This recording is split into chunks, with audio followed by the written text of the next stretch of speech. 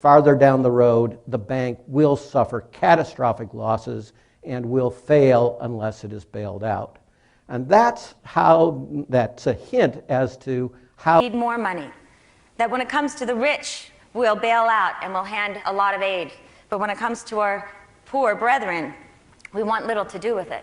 They point to the successes. How much of the enormous amount of money they put into the economy really went into fixing the past, bailing out the banks, the car companies, not preparing us for the future.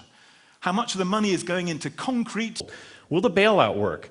We have national debt, Detroit, currency valuations, healthcare, all these issues facing us. You put them all together, you mix them up in a bouillabaisse, and you have consumer confidence in our households. So if you look at this in the context of visualizing the bailout, what you can see is if you stack up dollar bills, first of all, $360,000 is about the size of a 5'4" guy, been put into the system to fund and bail us out. So this is the first $315 billion. But I read this fact the other day that 1 trillion seconds equals 32,000 years. The context, the casualness with which we talk about $1 trillion bailout here and trillion there, we are stacking ourselves up for long-term leverage. However, consumers have moved. They are taking a tour of some of the domes of Rome, which would, from their point of view, naturally be hanging upside down.